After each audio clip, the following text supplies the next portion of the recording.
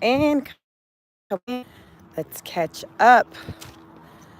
We are going to talk all things Diddy. Come on in. Come on in. Oh, hold on. Let me clean my lens. It's kind of blurry.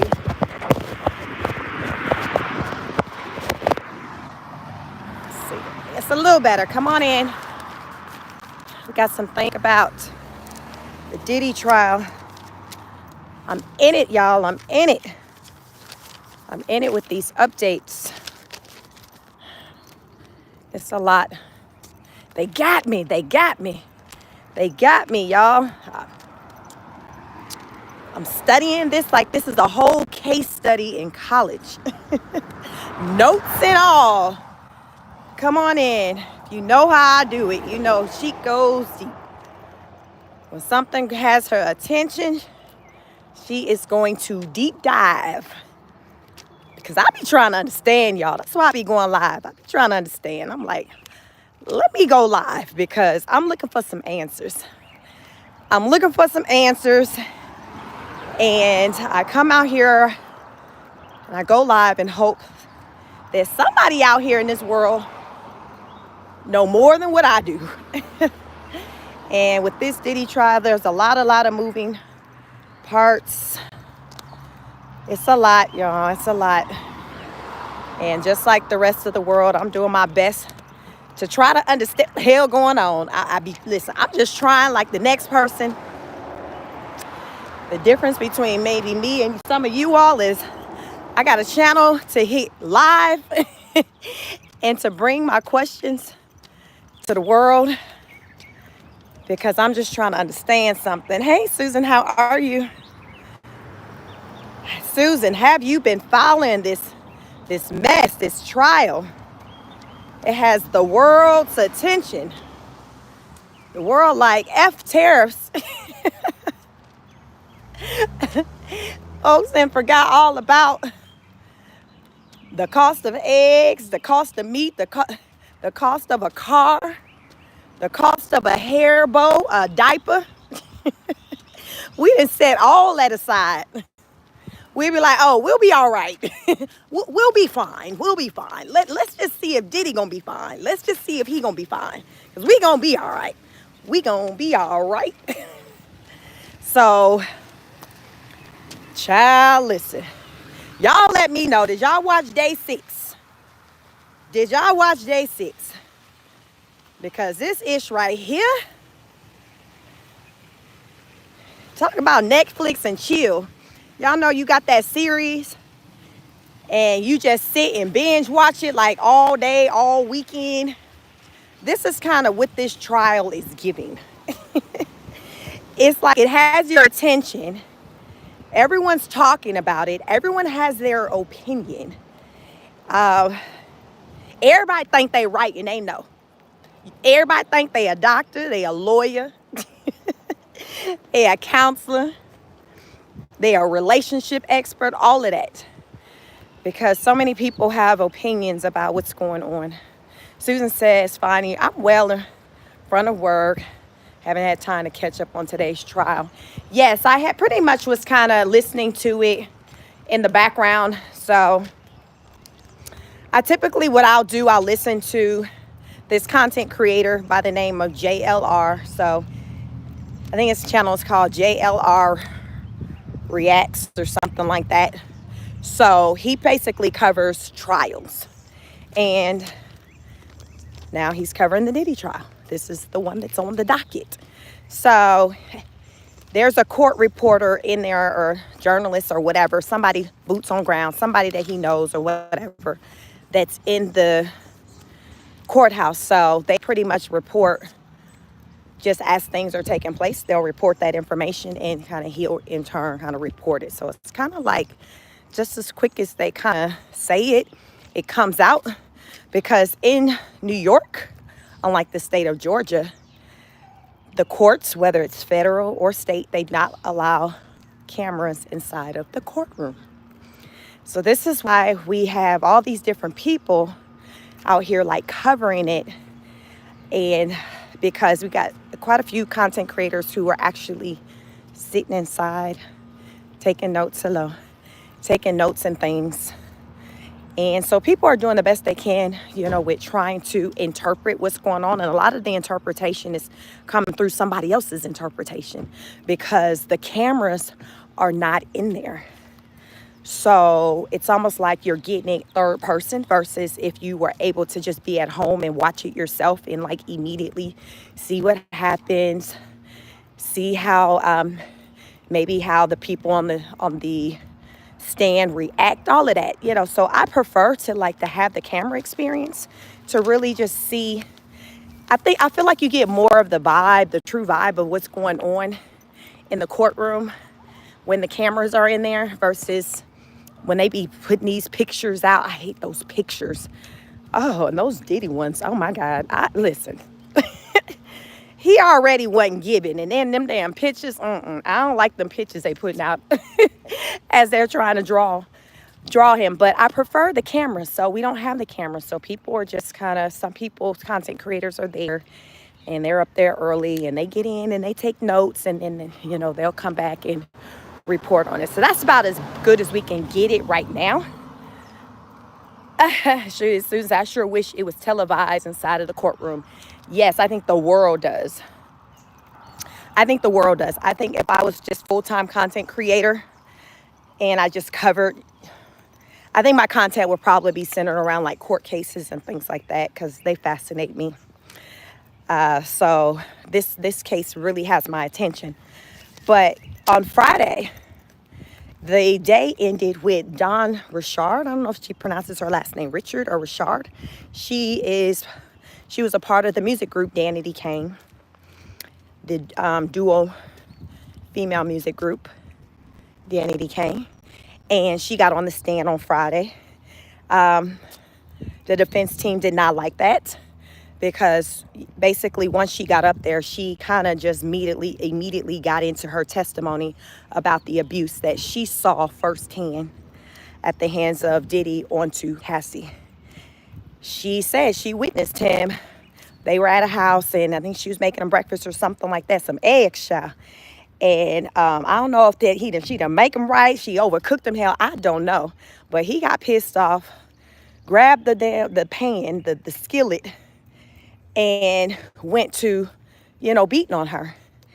And she said everybody in the room clutched their invisible pearls because they just wasn't ready. That was just her first time witnessing him lay hands and feet on somebody. So he was like, wait, she just wasn't ready. She wasn't ready. Nobody in the room, she damn sure wasn't ready. I don't know if any of the other people that was in the room had seen him do anything like that. But Dawn said, listen, I had never seen nothing like that in all my days. And so she just didn't feel good about that. She said, no, she didn't help because she was scared. Her thoughts was like, well, hell, if he doing this to the person he loves, what he gonna do to me? So she did not say anything, but she said, I think it was a day later or so, he came to the studio and with the other people who had witnessed what he done. Because, okay, so back to the encounter with the eggs. I guess he wanted her to cook for him. She was taking too long. She didn't do it right, whatever. He got unhappy and he cussed her out, told her she can't do nothing right, and just start beating on her.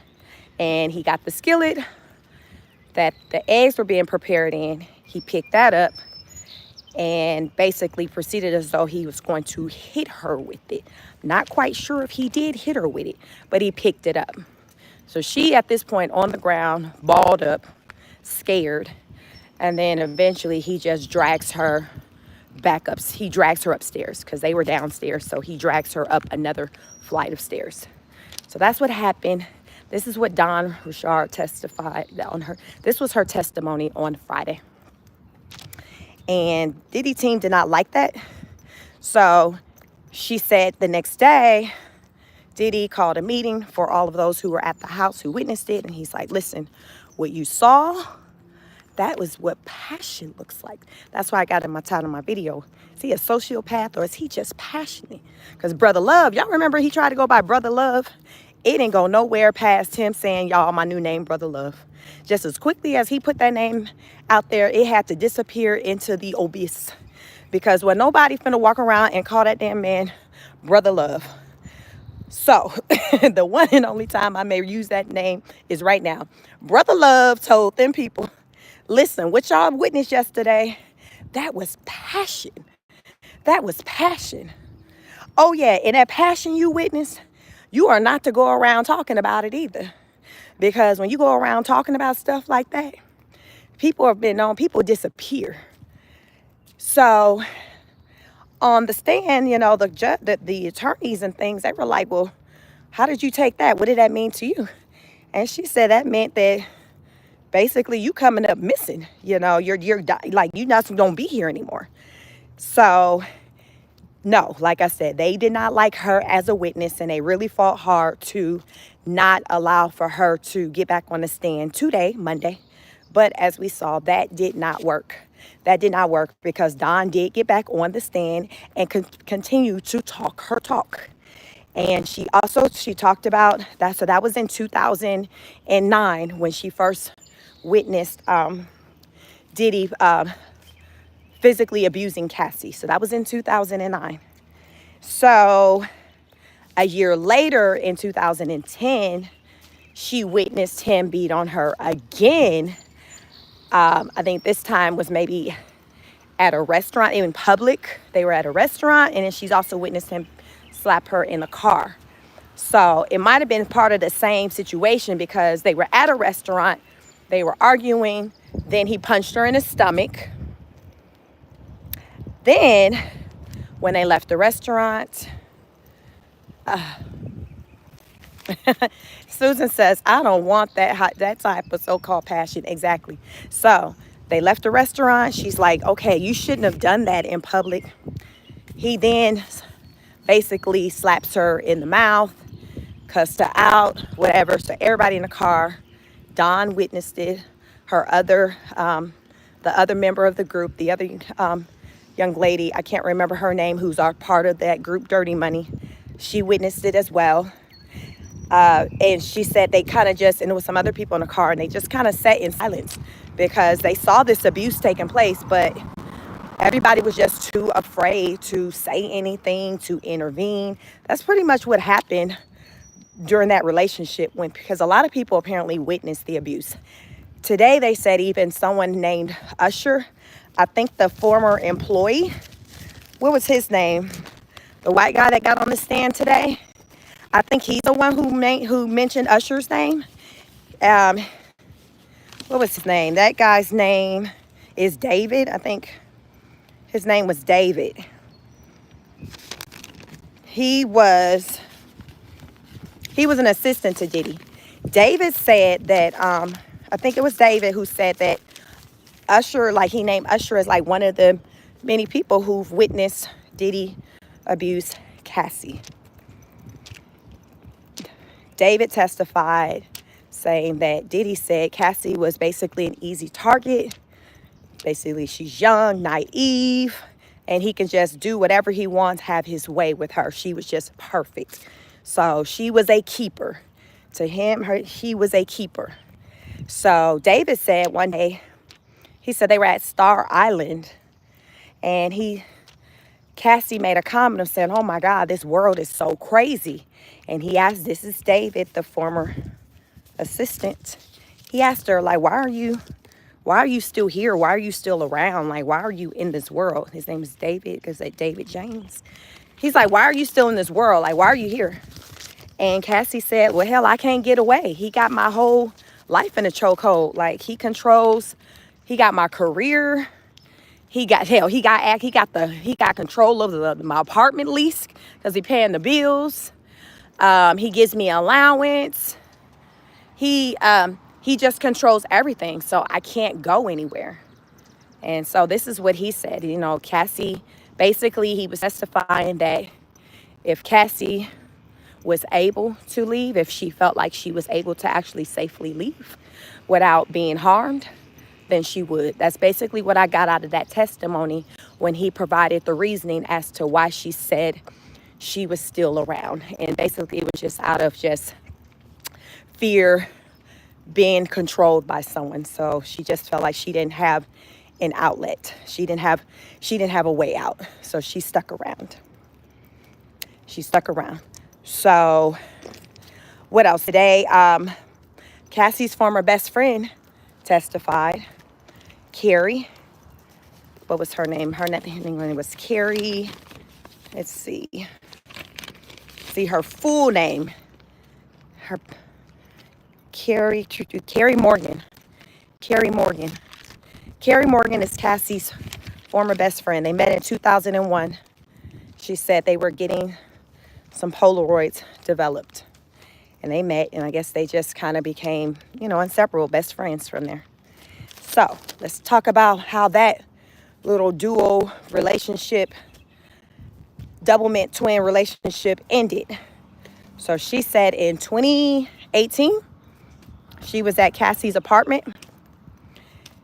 Diddy got upset with her, whatever reason, and he started choking her.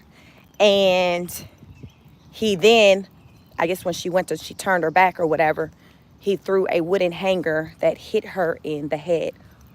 What's up, Patty? Hello. Y'all double tap the screen. Hit the like button for me, please. So she said that basically he threw a wooden hanger at her head, and it resulted in her having a concussion. Yes.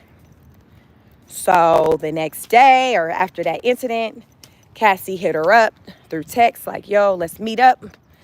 They met up. Cassie gave her $30,000 and a document for her to sign an NDA that basically said, hey, here you go. Like, there's no need for us to take this any further, for you to be going on Oprah, go Gayle King, do any kind of interviews or whatever to talk about what you seen, what had happened was, what you know. Take this money and go on about your business. That was basically the messaging that was given to the best friend. And the best friend, she took that money. They said, hey, did you take the money? She said, yes, I did. She said she took the money and went off into the abyss. So she left. She took the money. She left. She signed the NDA because I was a part of the arrangement. And she left and she didn't talk about it. She said she really didn't even want to testify. She did not want to testify, but she was called to the stand to testify. She says she is no longer friends. She hadn't talked to Cassie in about 7 years. That was the last time she spoke to Cassie and seen her, because she felt like Cassie basically chose him over her. Even though Cassie had, known, I think Cassie was there when the incident happened. But Cassie just still chose to stand by her man versus, supporting her friend and saying, okay, like, you went too far. I got to leave because you not only beating on me, now you done got a hold to my friend. So the friend still feels kind of a way about it, even since Cassie has left Diddy and got a new man, a husband and children. The friend, she still basically is just like, yeah, the damage is done. There's just no going back. Like, we could never be what we were. We can never be what we were.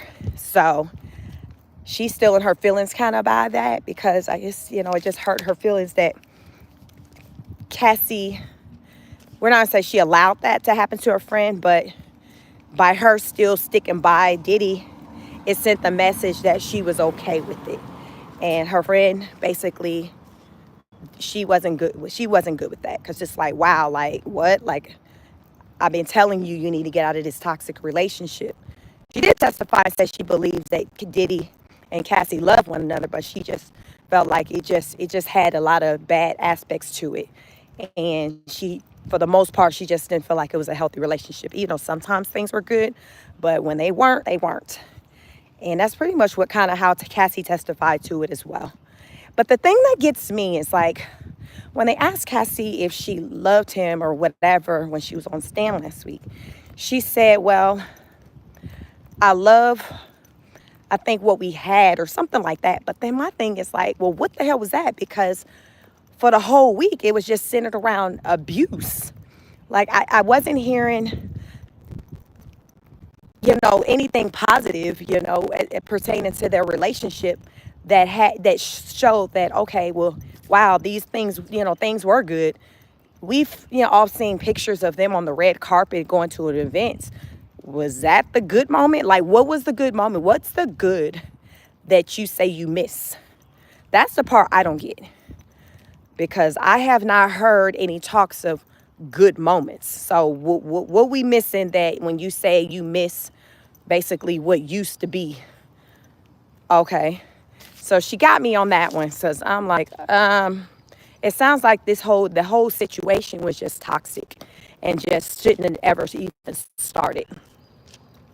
So also, today, back to Don Richard, the member of Dirty Money, the music group.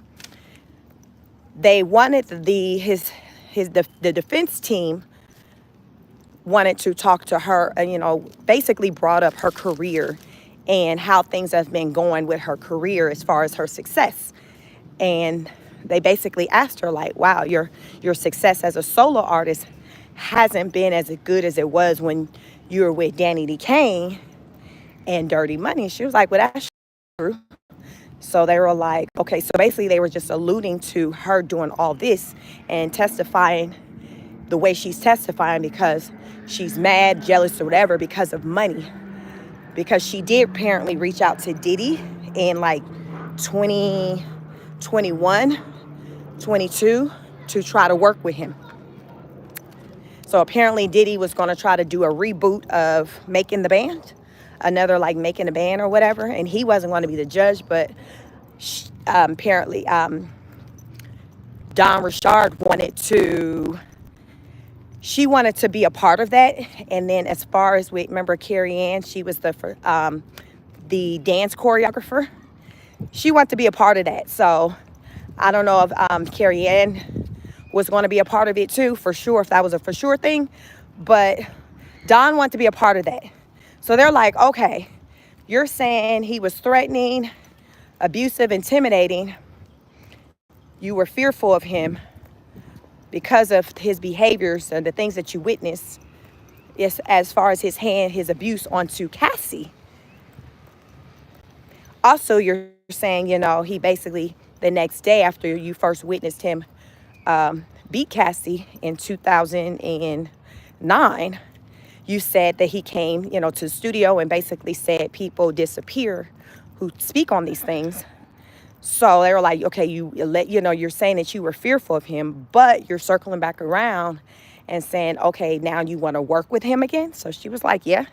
So I think that they were trying to paint a picture that her testimony could not be trusted and that she wasn't being truthful, because it didn't make sense for her to allege he was just this bad person, this person that she was afraid of, or that Cassie was afraid of, and then she circled around some years down the line and reach out to him and ask to work with him. So here's my thoughts on that. I think that her fears, all of that she felt when she worked with him in the beginning, I think she did have those fears. But I think that down the line, when she had a break from him and she started having maybe some struggles maybe with her career, she was going to do her best to try to put those things aside, because at that point he never abused her, according to her testimony, what she talked about. So it's like, okay, I've seen him be abusive, but he hadn't done that to me. So for the sake of just getting to this bag, maybe I can still try to work with him and we can just make some great music. So I think she wanted to try to separate the two, his craziness with his personal life, and then his ability to just do great work when it comes to music. So that's what I think. But it does look bad, from the outside, when someone's like, well, damn, how afraid of him were you if you stopped working with him and then you found your way back? But listen, that's basically the story of Cassie. Cassie would always manage to get away from him, but make her way back to him. So it's not uncommon for people who deal with abusive people to find themselves removed from that person, but only to find themselves back into the world of that person. It's like a cycle. And even when it's not a romantic relationship, but abuse is abuse, it can still be hard for someone to completely just break ties with the person. It can be, and I get it, because you have that emotional connection, the psychological connection, the trauma bonding, all of that. Like, I get it. It happens so often. So just like how Cassie kept circling back, getting back with Diddy after she said he do this, he do that, she'd still get back with him. And the question was, well, even after she said he ordered her, while she was on the stand, they asked, well, why'd you go back and hook up with him following that alleged act? You say he argued you. Why? And her response was, well, I loved him. So she still had, some type of reasoning behind why she went back to someone who had argued her. So these unfortunate things do happen where people will spin the block when they shouldn't. And it just continues the cycle. The cycle just continues. So on the stand, that's kind of what Dawn had to speak to, because she did that very thing. Hey, he was doing this and that, but yes, I did circle back around. But I am telling the truth. And sometimes they were like, well, you said you didn't say that this time. She was like, well, over the time, my memory, some things I started to remember again. So I don't feel like Dawn was on the stand lying. I don't feel like that at all. I just think that she felt more comfortable today and Friday to speak her truth than she had in the past. And she says she was motivated to do so after seeing Cassie get on the stand and speak her truth. She said it was a motivation for her to get up there and speak her truth. And I learned that tomorrow, her mother, Cassie, Ventura's mother, is supposed to get on the stand to speak her truth. Right now, there's some pictures and things out there of bruises of Cassie. Right before I came on live, there was another content creator saying that TMZ had put out some pictures of Cassie. He didn't want to show them on his live because he thought it would make his live, YouTube may take his live down because of the nature of the photos. But apparently TMZ has put some photos out. I did find one photo where Cassie had like this cut above her eyebrow. It looked like, it busted the skin open. So something that should have had probably some stitches to mend it together. I did see that picture. But apparently there was another picture where her jaw was busted and swollen. I did not see that picture when I was searching for pictures. So if you do want to or curious to know what these photos look like, you can look them up. Supposedly TMZ put the pictures out, and someone in the comments mentioned CNN also has shared some pictures out there. So there you go if you're interested in wanting to know what those photos look like. I had heard about some photos being out there with bruises on her body, and that allegedly her mother is the person who took those photos. Because a lot of times when Cassie sometimes would go through it with Diddy, she would basically run to her mom's house and just hide there. And there was a time when I learned that when Cassie did do that, Diddy followed her basically. And I think Diddy had taken her phone or something like that. So everybody, it seemed like, who knew Diddy knew that he was a monster. It's just a matter of if anybody spoke on it. Everybody didn't speak on the things that he did, but it seems like everyone saw the things that he did.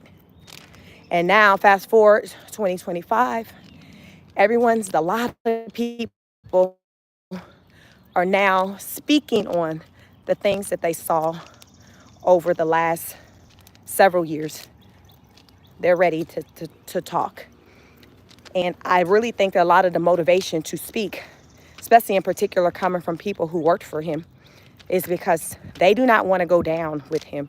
Just like this guy think his name was David James, who was Diddy's assistant, who Diddy told him, yeah, basically Cassie's an easy target. She's young. She's naive. Yeah, I'm telling her, basically, I'm going to make her a star and get her music career popping, but I ain't got no plans. I ain't trying to do none of that. That's basically what he told the guy, David. So he wasn't saying these things, at least in the beginning. He wasn't telling Cassie that basically I don't have any intent on making you a star basically through your music. But he was telling other people this. So he was basically just stringing her along, which I already felt like he was just stringing her along for his own personal benefits. It never was about music. It was never about music. And it's unfortunate because she wasted a lot of years with him. I truly feel like initially when she got with him, he sold her on a dream. It was like, yo, like, stick with me, kid. You know, I'm going to take you places. I really think it was on that type of time in the very beginning. So it was music to her ears. She liked me here. So she stuck around. And then as she stuck around, it's like, all right, then, well, I'm going to need for you to do these things. I'm going to take care of you. I'm going to give you these things that I said I'm going to give you and do these things I said I'm going to do for you. But this is what I need for you to do for me. And you see what I'm saying, where it's like in exchange, like, okay, I'm going to do this for you, or I'm doing this for you, but I need for you to do this for me. And I think that's when this whole freak off thing, situation, experience, whatever came about, is because she signed up for it, because in the beginning, she felt like, okay, well, doing this, hey, what's up, Dr. J? Doing these things, if I continue to show up for him and do the things that he wants me to do, he's going to come through and do the things I want him to do for me. You see what I'm saying? Like, it's an exchange. And she's young, so keep in mind that she was 21 when she got with him. So we're just doing a flashback in time where I'm trying to paint a picture of, like, early on where her mind was possibly at when she got with him, because he's like 17 years older than her. So he was like, sorry, I had a call coming in. He was like in his late 30s, I think, when they got together. But they say it's like they're like 17 years apart. So he was telling her whatever. She's like, okay, well, let me do whatever to please him, to show him that I'm a writer, that, you know, I'm 21, but, you know, I'm a woman. You know how she's just trying to prove herself. And I really believe that part of her trying to prove herself was her believing that, well, if I do these raunchy things, these things that he wants me to do, it's going to prove how loyal I am. It's going to show that I'm loyal and I'm worthy and I'm a ride or die and I'm solid. And age ain't nothing but a number on this Malia type time. Age ain't nothing but a number. I got you. So I think, you know, as we were seeing the text messages during the trial and her being freaky and her initiating things like that, I think all of that came about because she felt like, okay, to get where she wanted to get, this is the route. This is how you get to it. These are the things I need to do. These are the things I need to do to be able to get the things that I want. And I really want this music career. I really want this fame. I want all these things. So I'm going to do these things. And then as time would go on, she still wasn't getting those things that she wanted. She had the materialistic things, but she wasn't getting that career, like that pop with her career. That still wasn't taking place. So now it's just like, okay, well, it doesn't look like that's happening. So it is what it is. I'm here now. And she just, you know, got deeper and deeper into it. And then as the more she stayed into it, I feel like, you know, with the drugs, a lot of times people take drugs because it numbs. It's numbing. So you don't feel. People drink and do drugs a lot of times because they don't want to feel or have their mind be coherent enough to think about the things that causes them internal pain, the abuse, whatever it is. It's like, okay, I need to black out. I need to do something. So therefore I'm not thinking about that. So that's when a lot of times the drugs and alcohol come along. And I think with Cassie, that's exactly what happened. When she seen like, damn, I'm here. I've been doing these things. He been making these promises. He been lying. She was knee deep. He got these video recordings of her. So it's almost like, damn, like I'm stuck. Where do I go from here? I done all these things. I don't know. Like, how do I get out of this? How do I get out of this? And I think she found herself in a situation to where it was like she felt like it was no turning back. It was no turning back. So that's why some people can attest that she did make little comments about wanting to leave and things like that. So I think at some point, it wasn't about her wanting to leave, like in the very beginning, but towards like the middle, going to the end, that's when she was wanting to leave. I think that was kind of when she was wanting to leave. And it was mainly rooted in the idea that the reality that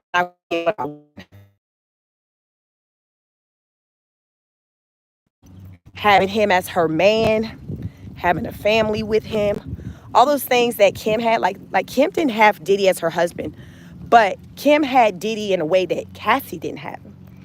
She said that she was jealous of Cassie because I remember that they asked her on the stand.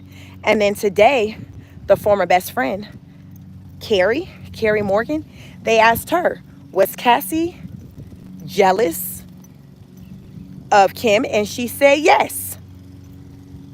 She said yes, she was. And Cassie talked about last week when she was on the stand that Kim was able to get holidays. Thanksgiving, Christmas, Kim got holidays. Diddy never brought his children around her.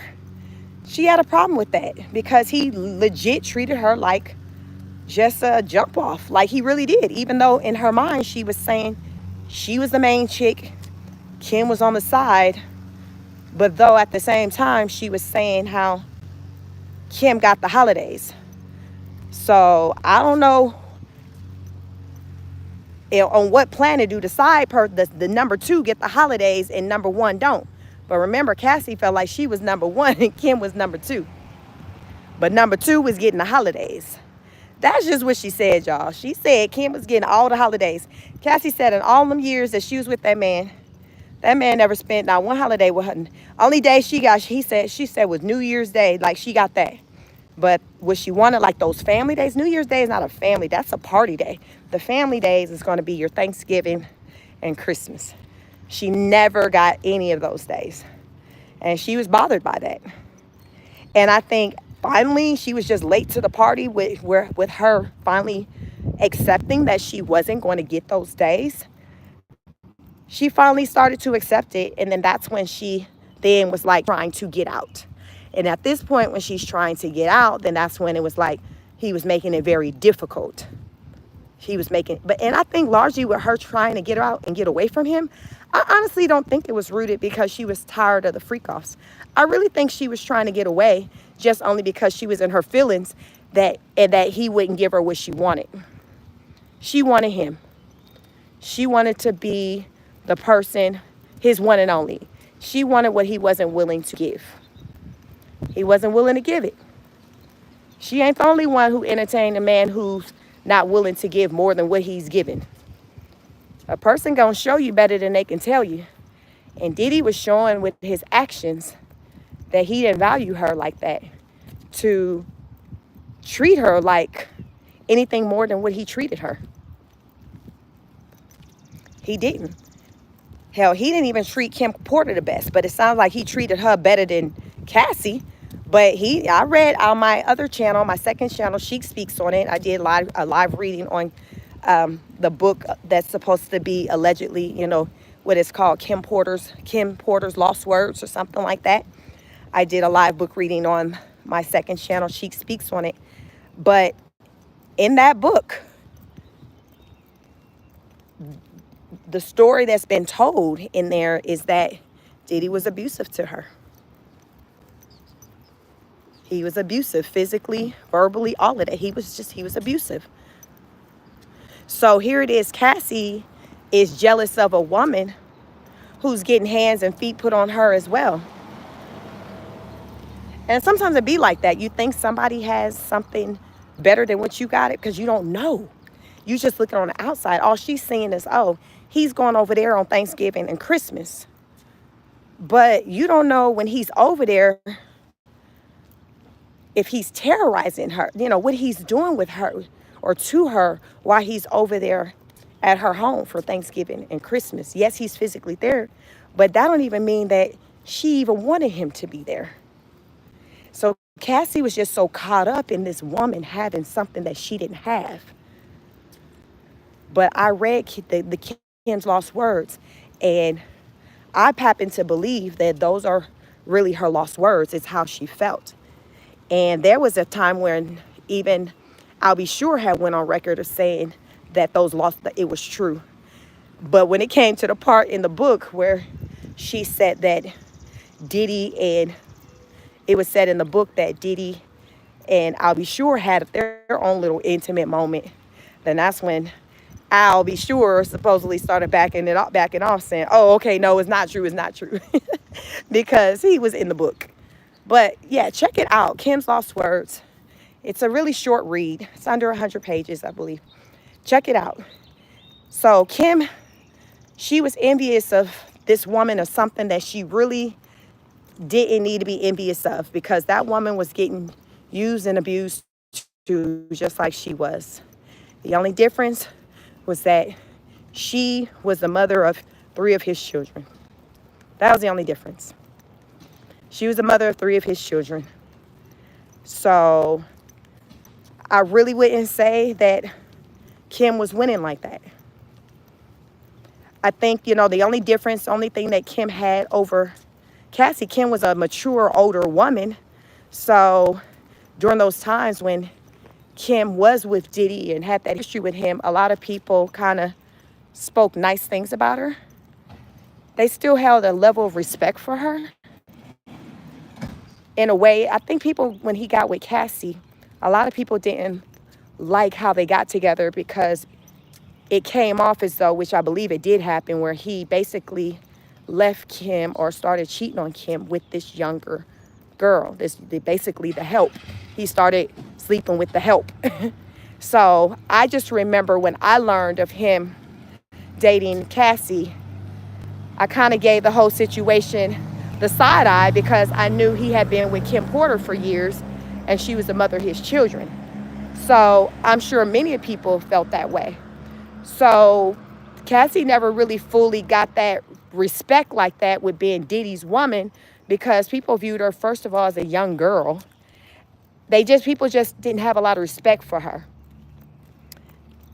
So she didn't get that, and I think that's probably because they didn't never ask Cassie to elaborate as to, well, why are you, jealous of Kim Porter? I never seen where they asked her really to elaborate on it. But if I were to just think about it, I think Cassie just took notice of the difference of treatment with how people viewed her versus how people viewed Kim. It was just very different. It was just different. For the most part, it's just like people just spoke highly of Kim. What's up, Karen? With Cassie, it's like I never really heard people really just bad-mouthing Cassie back when they were together. It was just, she didn't get a lot of attention. It wasn't the same treatment like when he got with Jennifer Lopez. Like, it was just different. And I think a lot of it was because she was so young. So people didn't really take it serious. Because it's just like, oh, well, she's just some little young thing. She's just some young thing. So, yeah, it is what it is. That's just his little plaything. I think that's how a lot of people viewed the situation. I think that's what I did. It wasn't just something I knew that, okay, that's his girlfriend. But just as quick as somebody would reference her being his lady, the thought would just leave my head, like, immediately. Because it's like I didn't take it serious. And I think it probably, too, was just because of the big age difference. And then Cassie wasn't someone who was very vocal. She was quiet. So it's just like, oh, okay. So I think that's, too, Cassie was just jealous of just how people just didn't put no respect on her name when it came to her and Diddy's relationship. Like, then he didn't do nothing with her career like he promised. So it wasn't like, okay, we can speak on her favorably as it pertains to just her career and singing and things like that. So we pretty much just wasn't talking about her at all, really. Like, the most probably Cassie's name was probably said was those moments when they'll go on the red carpet together. And then, someone will ask them some questions in that moment. And then she's back off into the abyss until we see them together at the next event. So her name wasn't being circulated like that. It wasn't being talked about bad. I didn't hear people say bad things about her, but it also wasn't like people were running around saying sweet, favorable things about her either. What did you say? Karen, you says maybe Cassie hit felt like he cared about Kim more. Yeah, I can see that, but she's the mother of his kids. So I would say it's likely he did. Look at it this way. Even though like he abused Kim as well, the value was there enough for her to become the mother of his children. See, not every man is going to sign up with just any woman to have kids with. Some men, they will sleep with a lot of different women, but they're not going to sign up to just have any woman carry his seed. And when it came to Cassie, he made that very clear. It's like, okay, I'm cool with what we got and us playing together, but I ain't trying to do all that with you. I'm not trying to procreate with you. It ain't like that. And usually when somebody kind of pump the brakes kind of in that area, that value for you really isn't that high. They're like, I don't find, because to me, for someone to be willing to have a child with you, the value that they see in you it's not really low. It's high to where they're willing to procreate with you and to have you carry their seed and, bring life into this world. Like, that's just not something that the most people, the average person just does, just abrupt. Like, it's serious, especially when you're a mature person. A young couple getting pregnant and things like that happens. But when you're mature, at a mature age in life, you're going to put more thought into it when it comes to, especially I'm talking from a man. You're going to put more thought into it as a man with who you're going to have carry your seed to have your child when you're a mature man and you've gone through some things. Diddy got with Cassie, right, when he was almost 40. So he knew damn well that, no, she wasn't somebody he wanted to have kids with. That's just so I think that it was a lot of reasons why she felt jealous. I'm pretty sure that some of the things that he would say to her had her to feel insecure. I'm pretty sure there was probably times where he would say things to her that would kind of have her to be compared to Kim. Like little comments that he may make. And so these insecurities that she had as a woman, and when it came to Kim, I think she can speak on the reasoning as far as what brought those on. I don't think it was just all in her head. I don't think it was all in her head. There's things that she can speak on as to say, when he'd say these things and do this is what would feed my insecurity. And she talked about that on the stand, how he would say things to her that would impact her psychologically, like her self-esteem, how she felt. When she already was tough herself, she didn't go into details as far as what he'd say, but she said he would say things that made her not feel good. And she was like, I was already hard on myself, so to hear him say these things, that didn't make it any better. That didn't make it any better. So the whole situation is unfortunate. She's had her baby, but what I did hear today is that Diddy's team, I think the defense, they're talking about wanting to possibly bring her back on to the stand, because I think some of the things that the prosecution is wanting to bring into the trial as far as evidence and present and things like that, Diddy's team is like, okay, well, if you're going to do that, then we want the opportunity to be able to bring Cassie back and put her on the stand. Now, what I've heard, supposedly she gave birth over the weekend. I don't know if any of you all heard that, but from what I've heard, she gave birth over the weekend to a baby boy. I have not looked into that myself because I actually just forgot, was busy earlier working. So now that I'm thinking about it, this was something someone mentioned to me, that Cassie supposedly had the baby and it was a little boy. So you all can kind of look into that to see if you kind of can confirm that. But her name, it did come up today with wanting to bring her back on to the stand. I'm sure she is not going to want to do that. Her attorney is going to fight really hard to not allow that to happen. And then she just had the baby. So I don't even know when they would want to even try to have her go back up in there, given that she literally just brought in a whole life into this world. So to me, that sounds crazy. Her leaving the hospital from giving birth, and then days later, however long later, you trying to bring her back to get on the stand. I don't think that's a good idea. I don't think that would be favorable for her, just with her body, her mentals. I just don't think it would be good to bring her and put her back on the stand. I don't think it'll be good. And I also don't think it'll look good for Diddy's team to bring her and put her back on the stand. I don't think, as far as for the jury, I don't think they will like that. I don't think they will like that at all. So I think they need to try to make it work with whatever they got out of this testimony last week, out of her testimony last week. They need to just try to make that work and leave it alone so they won't look like douchebags to the jury. That's why they strategically, they strategically had a woman cross-examine her. Like from Diddy's side, from the prosecution, the defense. They didn't have one of the men. Diddy has multiple men on his team. They had a woman to cross-examine her, to ask her those questions. It wasn't a man, because a man coming at her, it would have come off as looking like very aggressive. And then she was 8 months pregnant. Like, that's just not what you wanted. So that's why they strategically had a woman. To cross-examine her. So I think that was a good look for them to do that.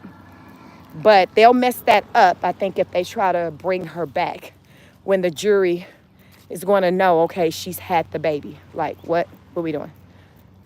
They're going to know. Then we don't even know, with her having the baby, what that process was even like, if there was any complications, anything to where there could be some delays with how she's recovering post having a baby.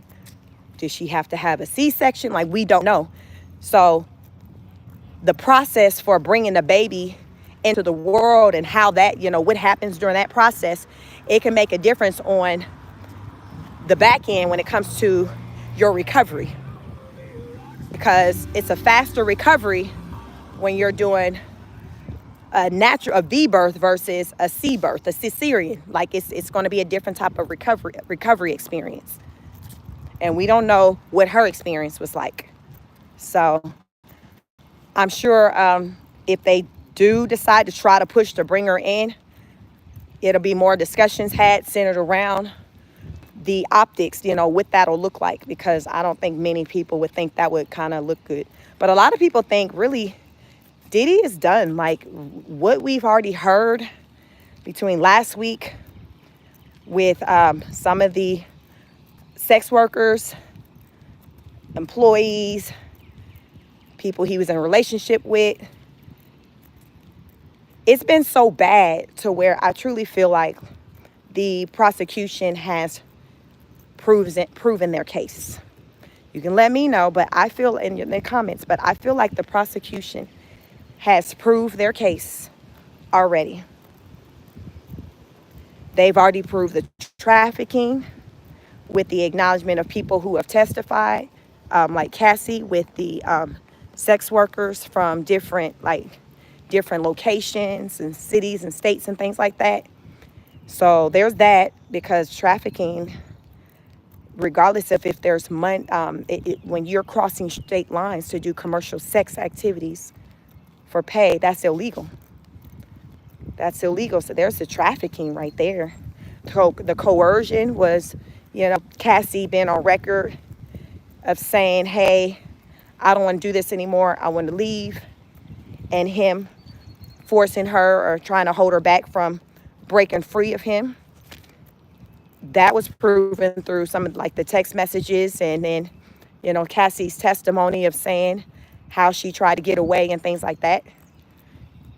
So yeah, I mean, it's, to me, everything's kind of been proven.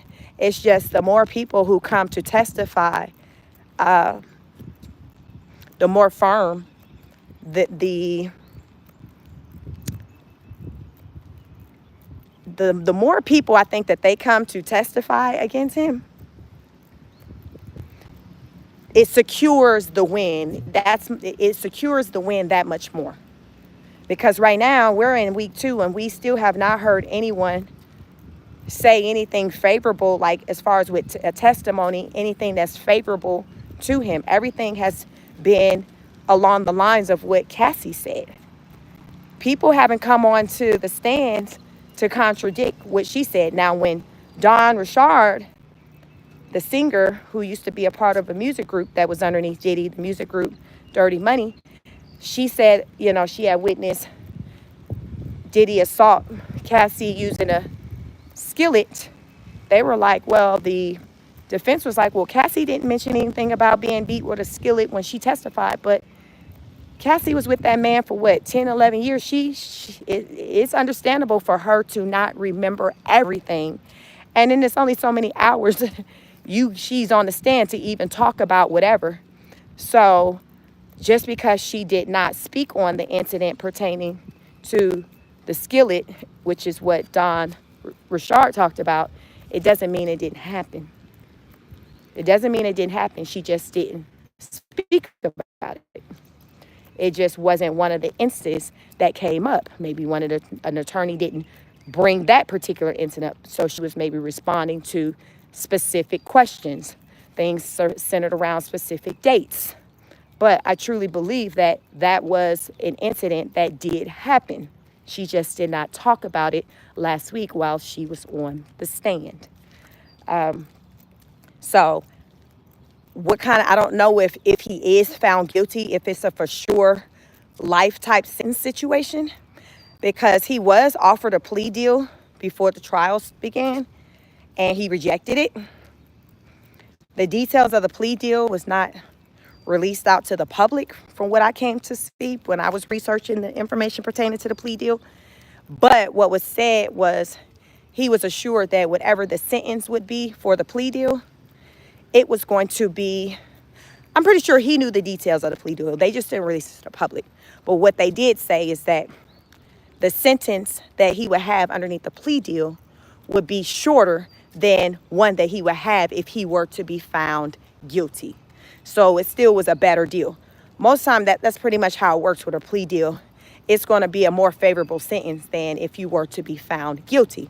But again, you're taking a chance because you can always be found not guilty. So you really kind of got to use discernment, really weigh out how strong your lawyers are, how strong your defense is, the likelihood of you being able to win it. To me, I personally feel like with everybody who was signing up to testify against him, I personally feel like his attorneys should have basically known that it was going to be hard for them to win because of all the people who were willing to testify. And then when they seen that, hell, they didn't have nobody who willing to testify on behalf of him, I don't know if he may have somebody, but I haven't heard their name be released. You all can let me know in the comments. Have you heard anyone's name released as far as who's willing to testify on behalf of Diddy? I surely haven't heard Carisha, aka Young Miami, name listed as somebody who was willing to testify for him, even though he didn't help to get a whole award for her little podcast, for which people felt like she only got that award because of him. Basically, he bought it for her. But she's not even there showing support for him. And everybody know how much she ran and chased after him and fighting with other women on the internet. Crazy. Crazy. I remember she was fighting with Gina on the internet talking about, I have Diddy make you do whatever to get on your knees. Like craziness. Where are you, Carisha? Where are you? I need for you to step to the front of the congregation. Today, speaking of people being in the stands, Diddy's children, none of Diddy's children were in the stands today, nor his mother. Why? I don't know. The reason has not been released. But over the weekend, there were pictures floating around of the twins with photos taken from their high school graduation. This is graduation season. They did graduate high school. So some people wonder maybe if the boys flew, were on West Coast there with their sisters celebrating their accomplishment of graduating high school, which makes sense to me. But we'll see if this week they show back up at court. Because if they were there just celebrating with their sisters, to me, I don't see why they wouldn't be back in court by no later than Wednesday. Really tomorrow, but definitely no later than Wednesday. And for what I'm hearing, his mother, Mama Combs, she does not have any plans of returning back to the court. I think if she was done once she heard, I think with Cassie's testimony and all the details and the things that she talked about in her testimony as far as the things that took place with her at the hands of her sick son. Because there was a lot of stuff said, and even on one of those days, the girls, his daughters, had to get up and walk out of the courtroom. And I'm pretty sure the sons have heard things about their father that they could have gone without hearing. But they were there. They were there every day last week, listening to all of the testimony. So they did put in a full week there. So we'll see tomorrow, if they'll be in the courts. Because they were like, really, it wasn't really anybody in Diddy's corner supporting him today. They didn't mention any names. They just made it clear that his children were not there and his children wasn't there and his mother was not there. There's no one else that we'd been seeing other than the mother of his children earlier last week who would show up.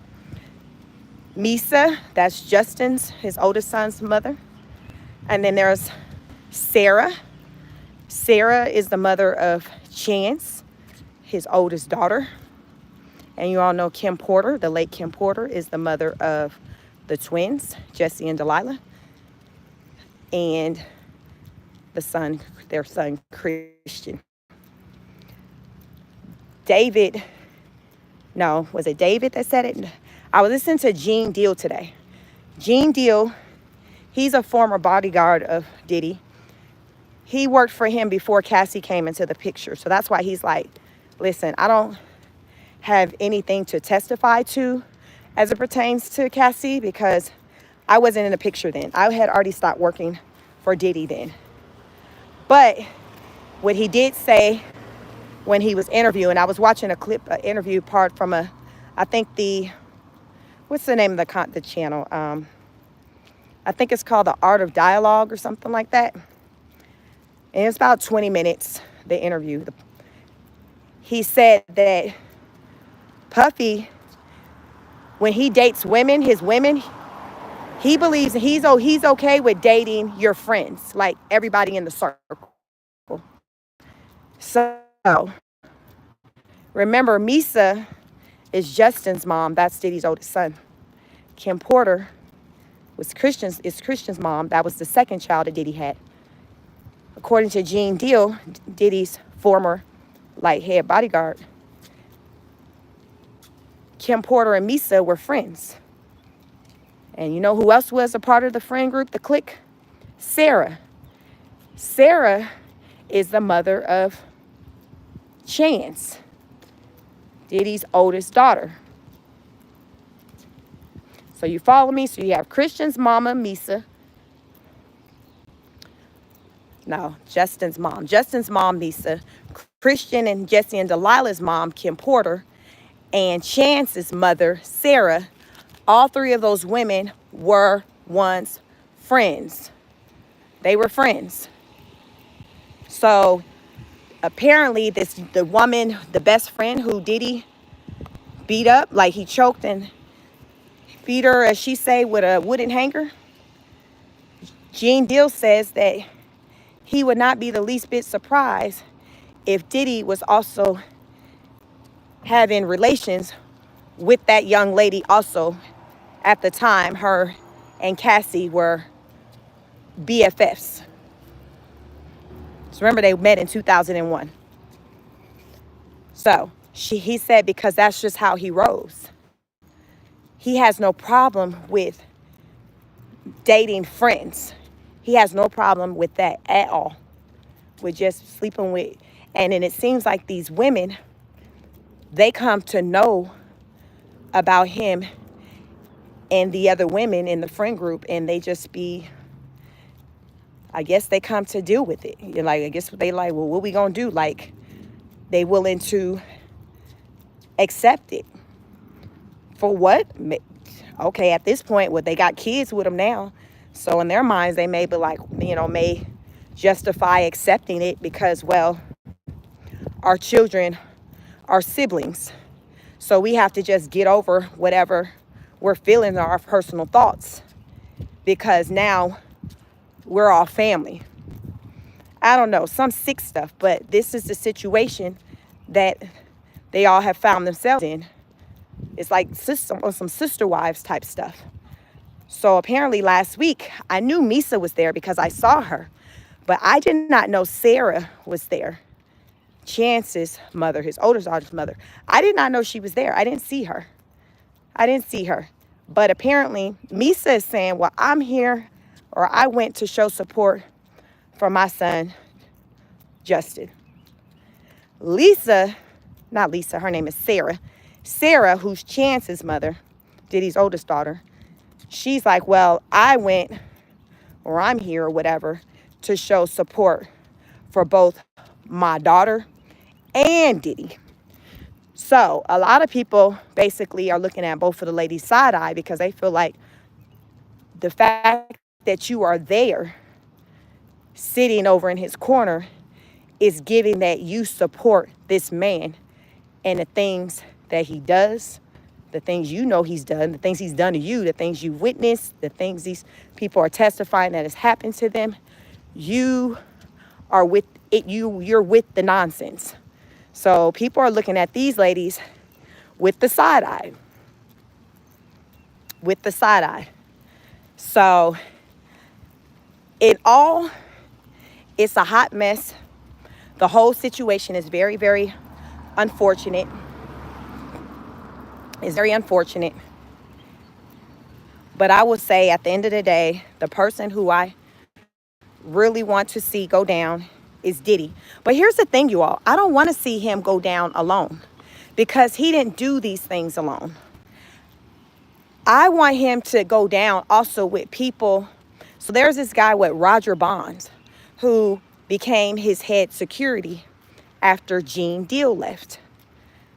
Roger Bonds, when Diddy would abuse Cassie and Cassie would say, get away or try to run away, do whatever, Roger Bonds, he would go and get her and bring her back. So as she would run away from the abuser, he would go get her and bring her back to the abuser. So I think someone who does things like that deserves to also be dealt with. Now, mind you, this same man, if you Google him, Roger Bonds, and go to his Instagram, he has a domestic violence like organization or something now. How convenient.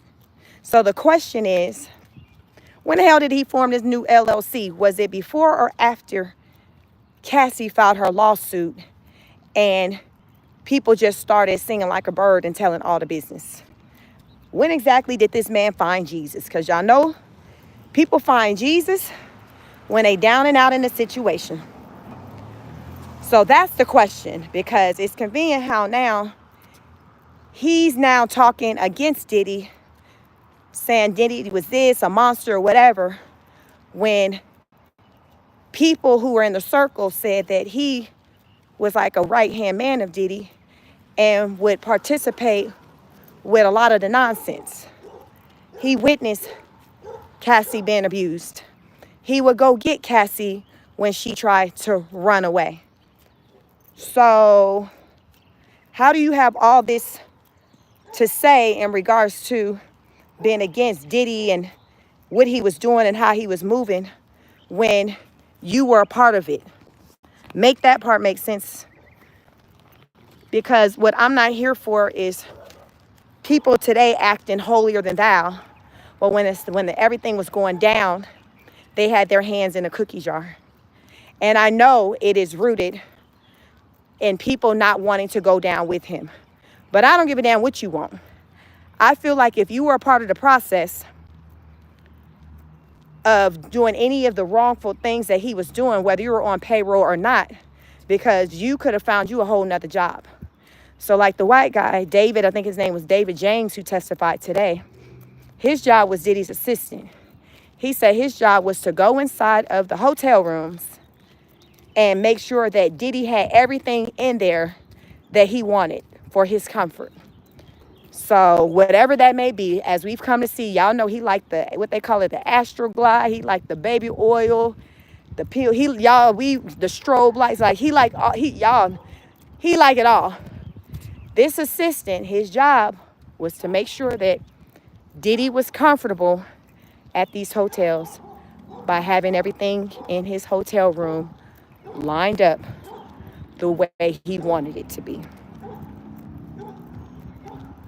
The way he had it lined up. So there's another lady who's also trying to play innocent. I don't know if her real name is Kristen, but they're calling her KK. Have y'all heard about her? KK. KK was like his personal assistant. She was a woman. She was like his right-hand person. And she would basically give orders, tell you where you need to be.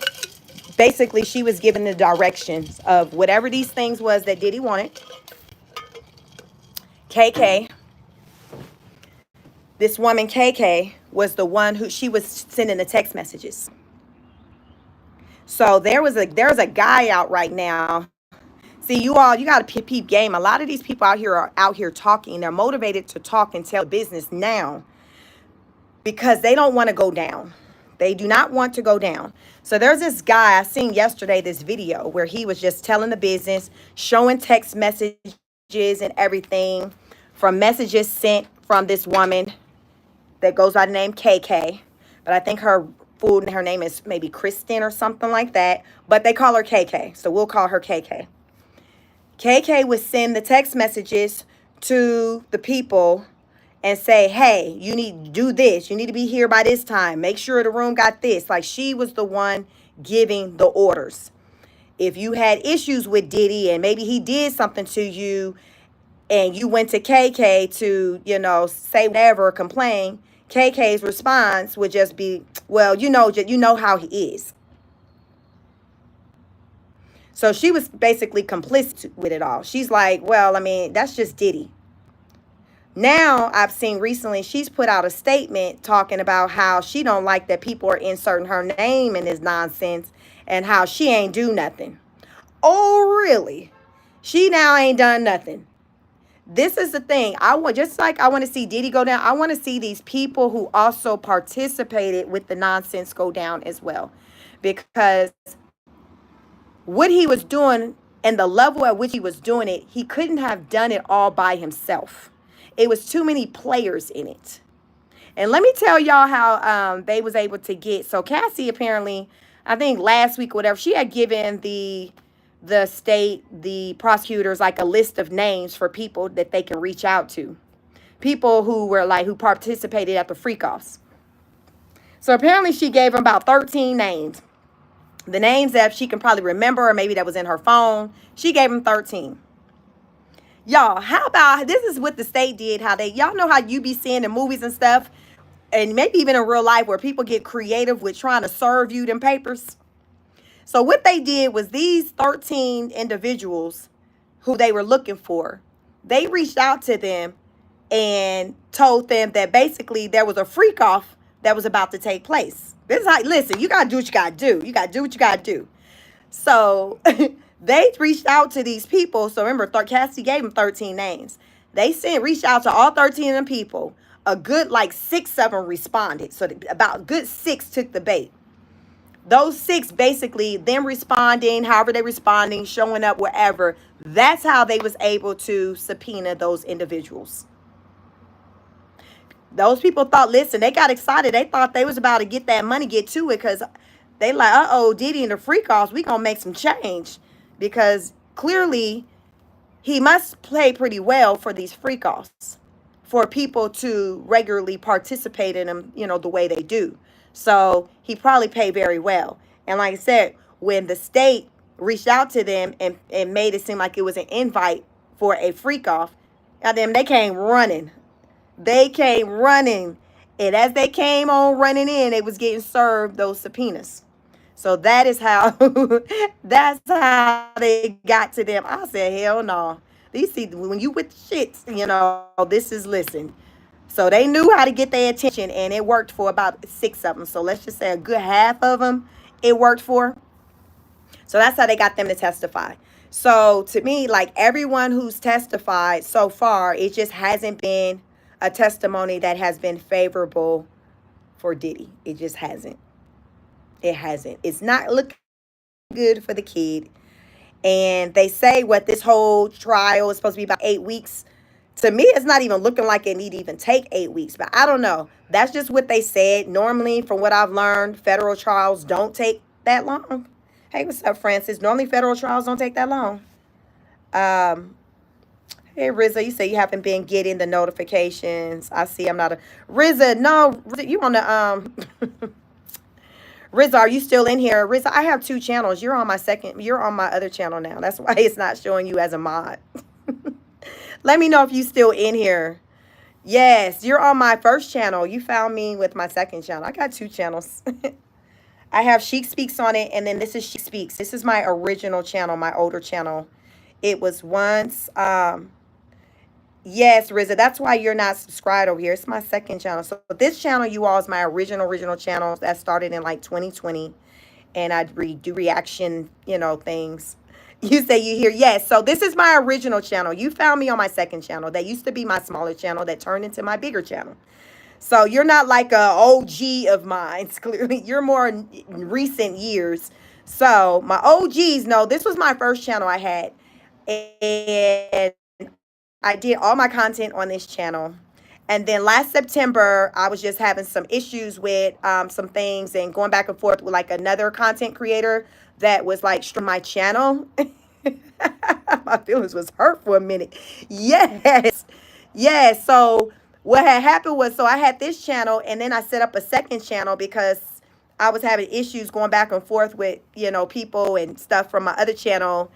And so I set up the second channel just in case if this channel was ever just out of commission. Because y'all know with YouTube, 3 out. So if you get 3 strikes on your channel, then they can take your whole channel. So it was somebody, another content creator. I used to do reactions to her content. And she didn't like me reacting to her content. So she was striking my videos. So I just set up a whole new channel. So now my big channel that has over 3,000 subscribers, it was my little channel. Now it's my bigger channel because I was spending like all my time over there doing like politics, you know, talking politics and things like that. I just took a break and came back over here to my original channel and came to tap into my my original subscribers on this channel. So yes, that's what it is. You're just in a whole nother world over here. It's as you see, it's a whole different vibe. It's not as crazy over here because it gets crazy on my other channel. A lot of people like come through, it gets insane. This channel it's not like that. It's not like that. So but yeah, don't be sad.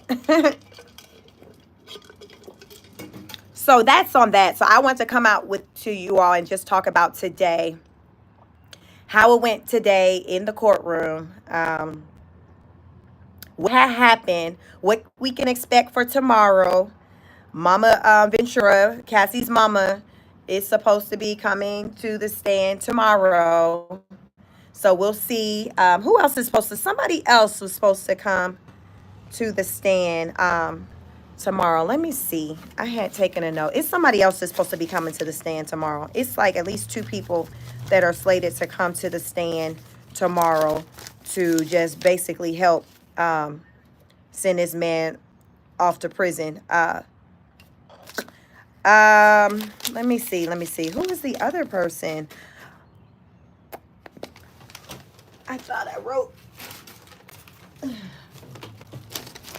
There's another person who's supposed to be coming tomorrow. I know it's Cassie Mama and somebody else. I can't remember. I thought I wrote it down, but it's supposed to be a couple of people tomorrow that's supposed to be coming to the stand. I know supposedly his chef, a former chef, is supposed to be testifying. A former chef is supposed to be testifying, saying that Diddy was abusing him. Listen, Diddy was abusing everybody. Like, how you abusing the workers, the people who you in a relationship with? You supposed to love, like, damn. Like, y'all think he be giving his mama the business? Mama Combs, y'all think he be cussing her out? Because to me, it just seems like he just go in on everybody. That's why, listen, I have the question of, like, is he a sociopath, or is this just passion? Because he say he just passionate. But I looked up, because my background is clinical mental health counseling.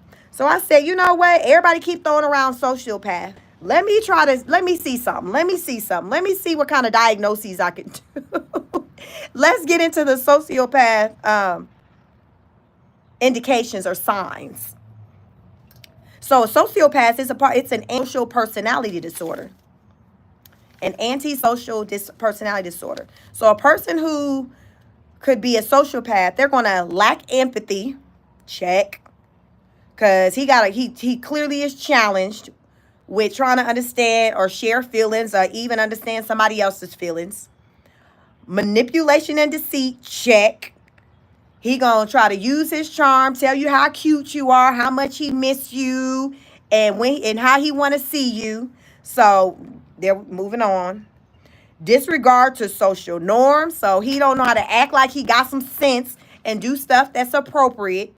When he hauled off and punched her in the stomach in the public, Cassie told that man, listen, you should not be doing that in public. She didn't say you shouldn't be doing it. Cassie told that man, you shouldn't be doing this in public. Like, damn, can you keep your ish together to not do it in public at least?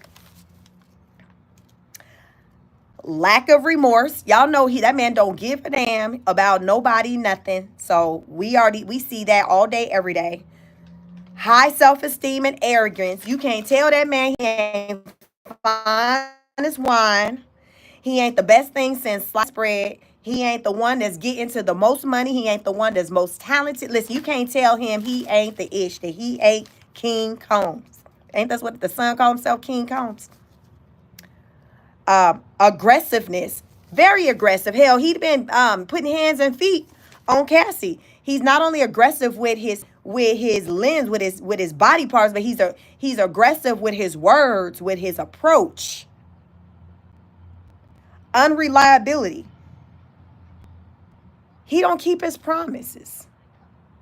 I love you. I'm not going to do this no more. Okay, I was just going through something that day. Okay, womp. Like, so, yeah, okay, we'll go with that. Yes, we're going to say he's a whole sociopath.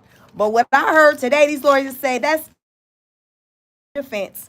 So we don't care if he crazy as a nutcracker. It's still not a defense. So go ahead and get this life sentence. Karen says, Cassie's mother, that's interesting. I've heard in other discussions the question of where was Cassie's mother doing all this abuse unless she didn't confide in her. So, Virtuous, she says, everyone cray when facing jail time, but was saying before that, right. Yeah, you wasn't acting like you didn't know what you was doing when you was putting hands and feet on these people. So with Cassie's mom, what I heard about Cassie's mom is that Cassie wasn't always forthcoming with her parents and letting them know what was going on with her. And that happens a lot in abusive relationships. A lot of times, people will hide the abuse for a long time until they can't hide it anymore. They'll hide it until they can't hide anymore. And a lot of times it's rooted out of embarrassment. It's rooted out of embarrassment. So you don't want people to know that you get knocked all upside your head. You don't want people to see the bruises on you. You don't want people to know that the person who you assured them that no longer was treating you like a dog is still treating you like a dog, all of that. So to save face, you just kind of go away. You just kind of stay quiet.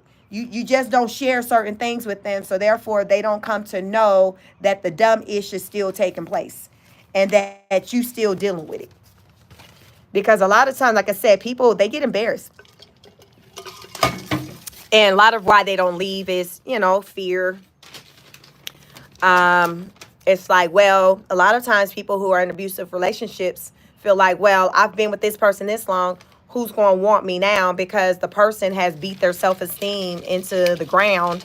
So they feel like, well, there's no one else who's going to want me or find me worthy. So I might as well just stay here. Like they play mind games with themselves. They play mind games with themselves because hell, the abuser have played mind games with them. So hell, now they playing mind games with their own self. And they start to now believe the nonsense that the abuser has been telling them time and time again. The thing about people who've been abused, a lot of them have the same story as the next person who's being abused. It's like classic, like symptoms and signs. What they say, same game, different players, same story, different actors. Like it's the same. It's the same. So you come to recognize it.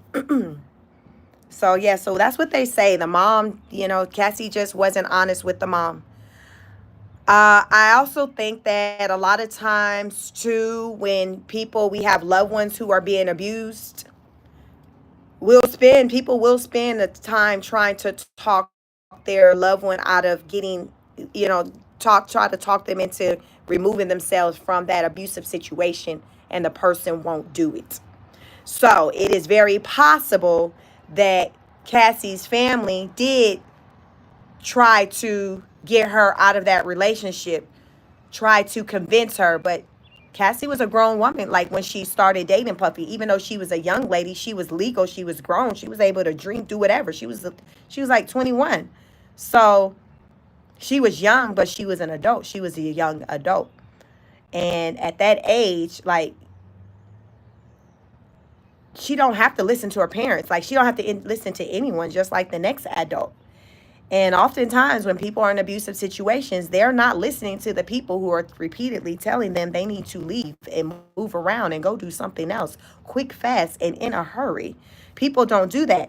And a lot of times it's because they're so beat down psychologically and emotionally to where they don't have the confidence to go and do something else. They feel like, well, I don't have the money. I don't have the resources. Where am I going to go? Who's going to take me in? I don't want to be a burden to anyone. Like, it's all of these stories, these reasons that they have to justify staying in the situation.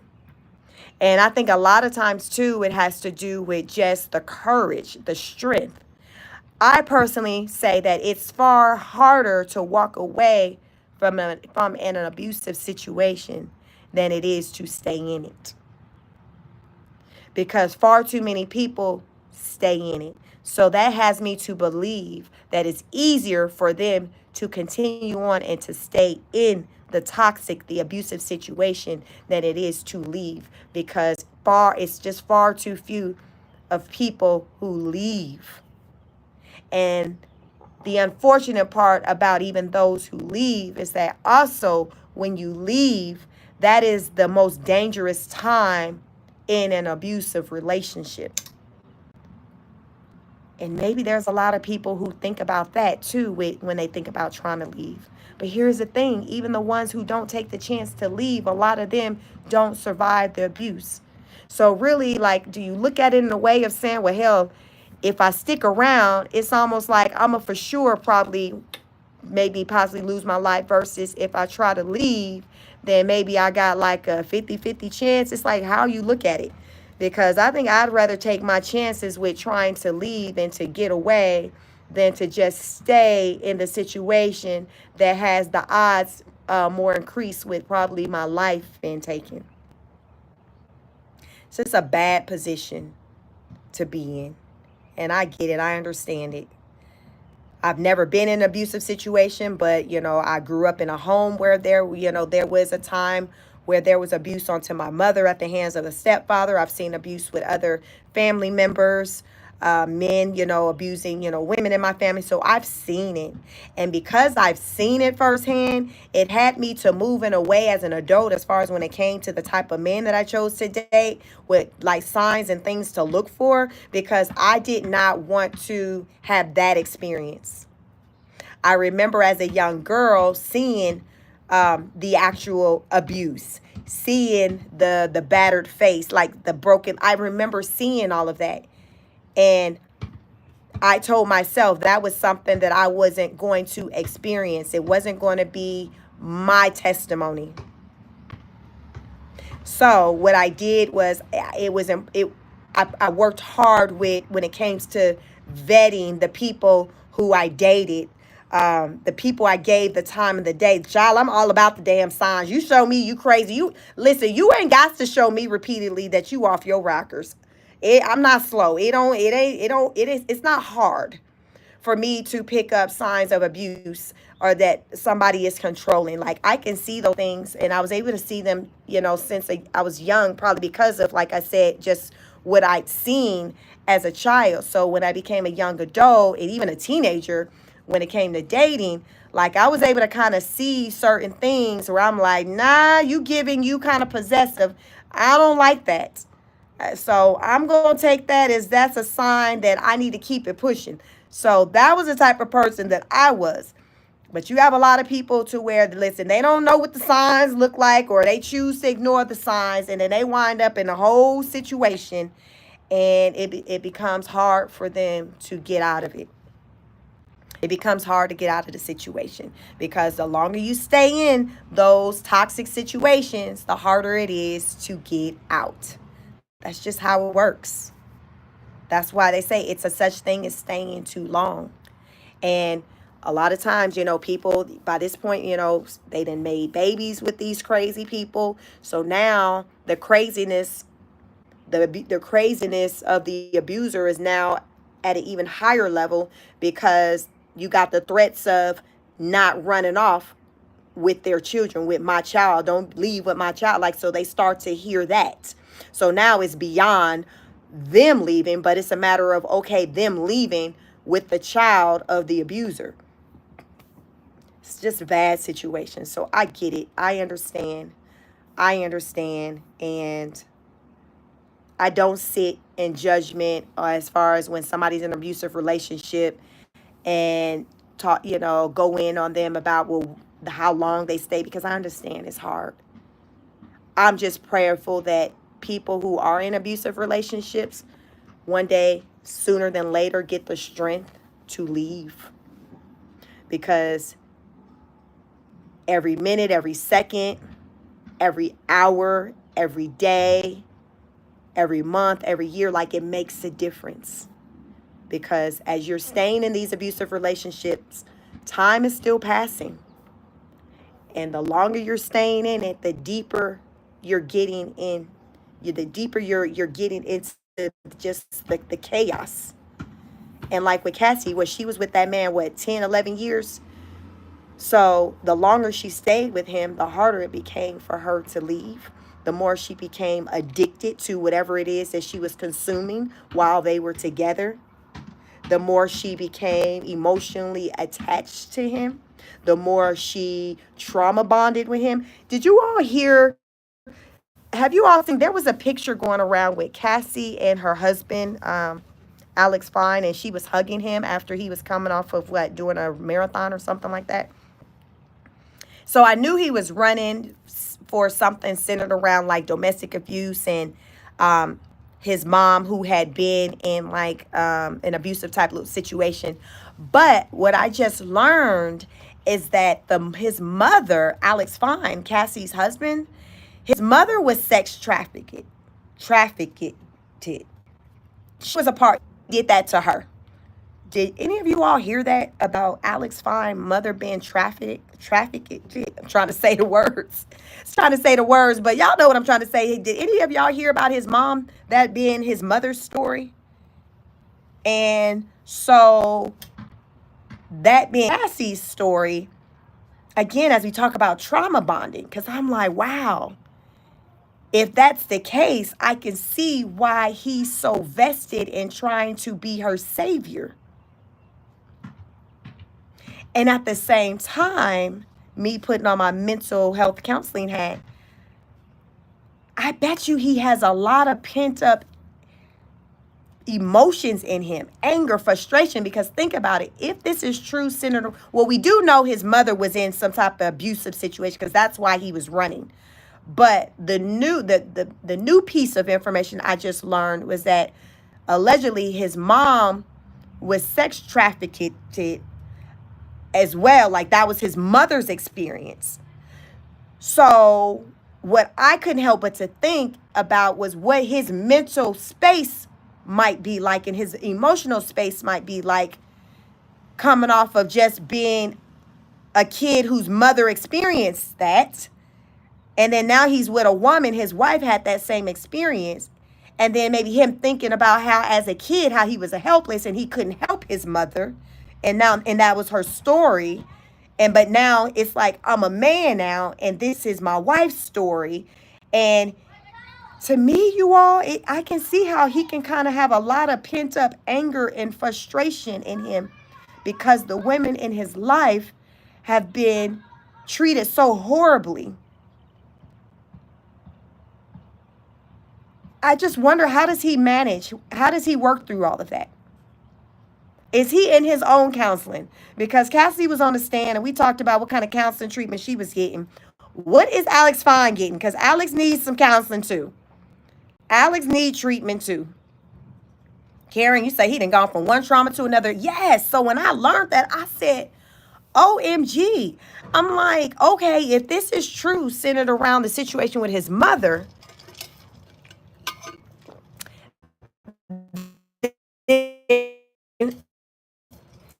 it's very likely that, as people talk about how long he's probably going to stick around in the relationship, he's really, I really see him just trying really hard to make his relationship, his marriage work. Because I feel like he's trying to be a savior. It's just like, okay, I couldn't save my mama, but damn it, I'm going to save you. I'm going to protect you. You are my wife. Like, there's so much that comes along with that. I hope he has his own counseling sessions. I hope Cassie's not the only one that regularly goes to a therapist. I hope he got his days too. I hope they got their ones they do individually, and then they have the ones that they do as a couple. Because that is a lot of trauma.